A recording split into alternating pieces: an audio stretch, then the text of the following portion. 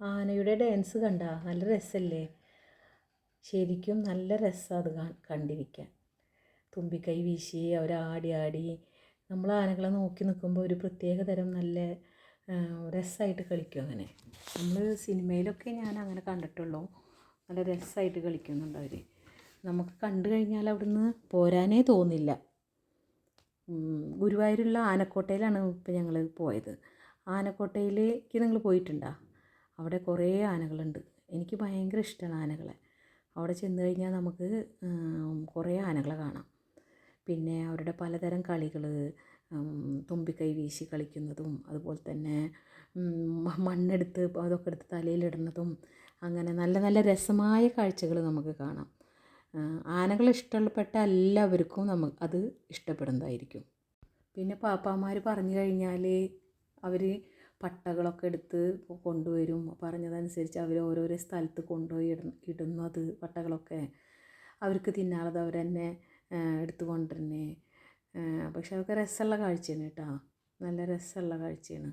പിന്നെ പട്ടൊക്കെ വലിച്ച് കീറണത് അതൊക്കെ ഇങ്ങനെ നോക്കി നിൽക്കാൻ നല്ല രസമാണ്. ഗുരുവായൂർ അടുത്തുള്ള ആനക്കോട്ടയാണ് കേട്ടോ ഈ സ്ഥലം.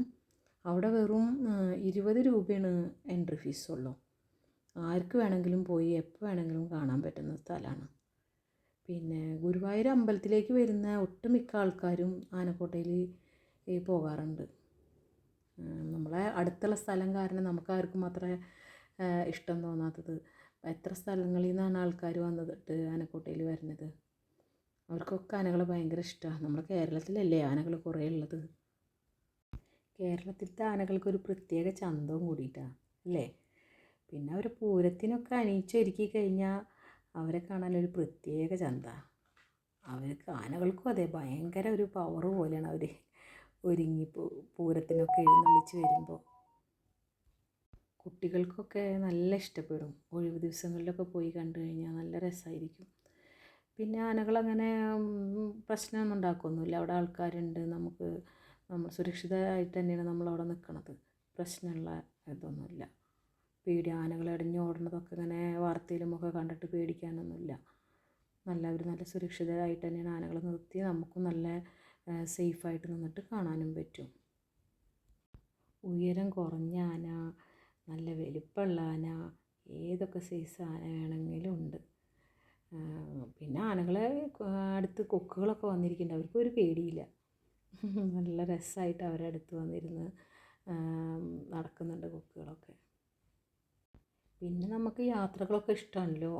അപ്പോൾ അതുപോലെ നമുക്ക് എല്ലാം കണ്ട് ആസ്വദിക്കാനുള്ളൊരു മനസ്സും കൂടി വേണം. എന്ത് കണ്ടാലും കാഴ്ചകൾ കണ്ടാൽ നമ്മളുടെ മനസ്സിനൊരു അത് ആസ്വദിക്കാനുള്ളൊരു ഇഷ്ടമുണ്ടെങ്കിൽ നമുക്ക് എല്ലാതും ഇഷ്ടപ്പെടും. നല്ല സന്തോഷത്തോടു കൂടി അത് നോക്കിക്കാണാം. അപ്പം തന്നെ നമുക്ക് നല്ലൊരു ഫീലാണ്. നമ്മുടെ മനസ്സും ഒരു റിലാക്സ് ആവും. ടെൻഷനൊക്കെ ഉള്ള സമയത്ത് നമ്മൾ ഇങ്ങനെയുള്ള കാഴ്ചകളൊക്കെ കാണാം.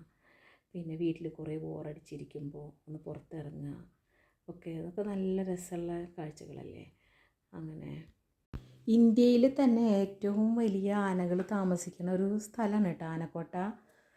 നല്ല എല്ലാ ആനകളും അവിടെ സംരക്ഷിക്കും അവർ. പിന്നെ എൻ്റെ ഈ വീഡിയോ നിങ്ങൾക്ക് ഇഷ്ടപ്പെടുകയാണെങ്കിൽ സബ്സ്ക്രൈബ് ചെയ്യുക, ലൈക്ക് ബട്ടണും ഒന്ന് അമർത്തണേ.